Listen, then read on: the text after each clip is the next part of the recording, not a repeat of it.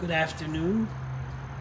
Hope you had a very meaningful and inspirational Rosh Hashanah infused with joy and family and delicious food and sincere prayers and beautiful songs.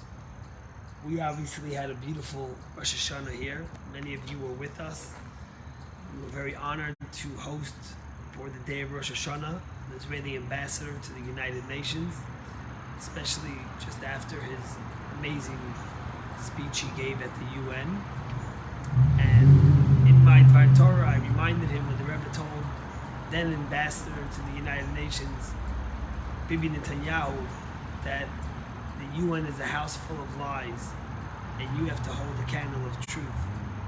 And the Honorable Ambassador Gilad Erdan is doing that. We were so honored to host him and to see over 200 children and hundreds of adults, and to be able to sing together and celebrate was very, very special.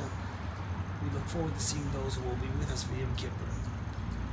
So there's a homeless guy who's sitting on the street, sitting in rags, and someone comes over to him, a kind gentleman, and puts $2 in his hand. And the guy walks into the grocery store, and he takes $1 and he buys himself some bread. With the other $1, he buys a rose. And the guy behind the counter says, "Are you kidding me?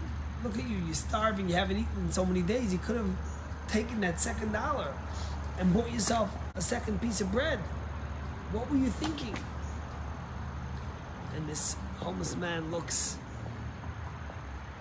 at the storekeeper and says, "With $1, I bought bread so I could be able to live. And with the second $1, I bought a rose so I should have what to live for." What a powerful thought. There's things that we need to sustain us, that we should be able to live. And then there's things that give us the motivation to want to live. When you think about creation of the world, which happened on the 25th day of the month of Elul, 5 days before Rosh Hashanah, that was the day we got with what to live. That was the day we got the bread. The world was created, life and sustenance itself. But on Rosh Hashanah, the day God created man and woman, was the day we got the reason to live, the why to live, the purpose, the meaning. And that's the story of Rosh Hashanah. Rosh Hashanah is the day when we infuse our day-to-day lives with meaning, with purpose, with spirituality, with holiness. When we look at the past year and we wonder what we've done right and what we could be better at, and we look forward to the future year and make commitments to do things that impact the world and our family and our friends and our community in a positive and warm way. You know, on Rosh Hashanah, in my sermon on the first day, I told the story of this lovely father in Lakewood, New Jersey, this past Passover. And he was a teacher. And they gave them off an extra day before Passover, a couple of days, so they could go home and help prepare the families in their homes for the holy holiday of Passover and the Seders. This guy gets out of school, he's off, he comes home, he tells his wife, "All right, I have good news to tell you. I am available to help today at home. Tell me, how can I help get this house ready for Pesach?" And his wife looks at him and says, "You want to help me get ready for Pesach? Take our 6 children and get them out of the house. Take them somewhere. While they're out, I'll clean, I'll cook.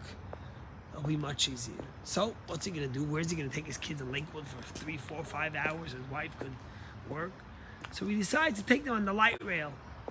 The light rail is the train that takes you around Newark, New Jersey, around the airport, and it's very pretty. It goes over the turnpike, and you can see it goes through all the terminals, and you can see the planes taking off and landing. And for kids, it's exciting. And he takes them on the thing, on the train, and he's buying them all these different, snacks, and they're spending a couple of hours. Suddenly, they're on the train, and a pilot comes on.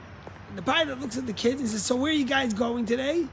And the kids look a little puzzled, and they look at their father, And the father looks at the pilot, and the pilot says, Nusa, where are you going today? And he says, nowhere. And the pilot looks at him puzzled.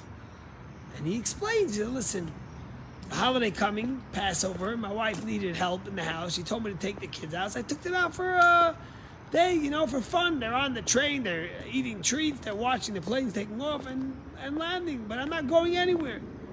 The pilot turns very serious, and he looks at the guy. He says, I've been a pilot for 25 years. There isn't an airport in the world that I haven't landed at, that I haven't been to. 2 weeks ago, I got a text from my son. He says, Dad,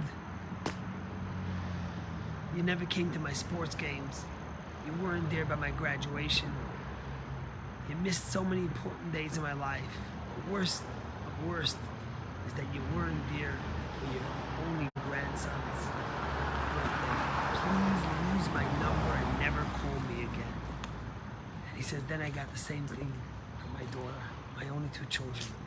And then he looks at his father with his little 6 children. He says, let me tell you something. I've flown everywhere in the world, but I've gone nowhere. You say that you're not going anywhere, but with your children, you're going everywhere. May Hashem bless us to have purpose in our life, with our children, with our families, to infuse them, to realize why we are here, what we have to accomplish. And may God bless each and every one of us with a sweet, a happy, and a healthy new year. And as we say, Gemar Chatima Tova, may we be sealed for a good and healthy year. Great seeing you all.